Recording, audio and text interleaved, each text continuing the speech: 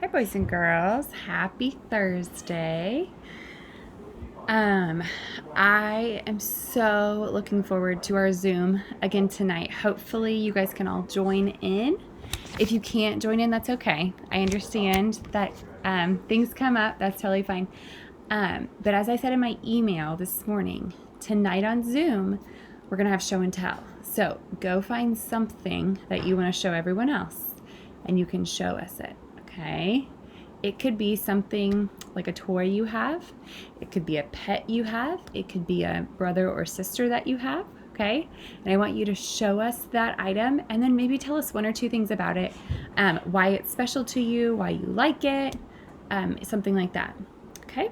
So we're going to go ahead and get reading. Today I'm going to keep it kind of short because I know you have a lot of assignments to get to, so I want to let you have time to do that, okay? If you remember where we ended yesterday, they ended up in dream country. Okay, so the title of this chapter is called Dream Catching. The big friendly giant put the suitcase on the ground. He bent down low so that his enormous face was close to Sophie's. From now on, we is keeping as still as winky little mices, he whispered. Sophie nodded. The misty vapor swirled around her. It made her cheeks damp and left dewdrops in her hair. The BFG opened the suitcase and took out several empty glass jars. He set them ready on the ground, with their screw tops removed. Then he stood up very straight. His head was now high up in the swirling mist, and it kept disappearing, then appearing again. He was holding the long net in his right hand. Sophie, staring upwards, saw through the mist that his colossal ears were beginning to swivel out from his head. They began waving gently to and fro. Suddenly, the BFG pounced. He leaped high up into the air and swung the net through the mist with a great swishing sweep of his arm. Got him! He cried. A jar! A jar! Quick, quick, quick! Sophie picked up a jar and held it up to him. He grabbed hold of it, lowered the net. Very carefully, he tipped something absolutely invisible from the net into the jar. He dropped the net and swiftly clapped one hand over the jar. The top, he whispered. The jar top, quick! Sophie picked up the screw top and handed it to him. He screwed it on tight, and the jar was closed. The BFG was very excited. He held the jar close to one ear and listened intently. It's a wink squiffler, he whispered with the thrill in his voice. It's even better. It's a fizz wizard. It's a golden fizz wizard. Sophie stared at him. Oh my, he said, holding the jar in front of him. This will be giving some little toddler a very happy night when I is blowing it in. Is it a really good one? Sophie asked. A good one? He cried. It's a golden fizz wizard. It's not often I get one of these.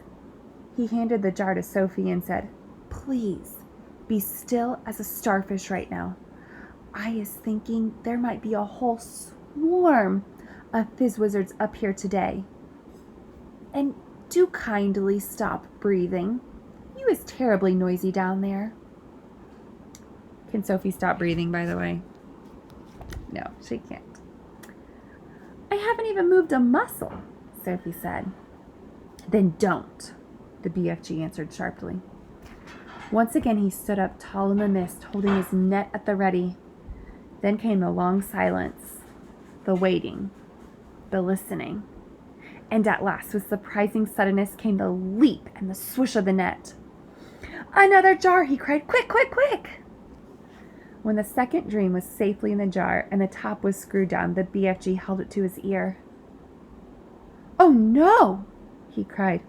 Oh, mince my maggots. Oh, swipe my swoggles. What's the matter? Sophie asked.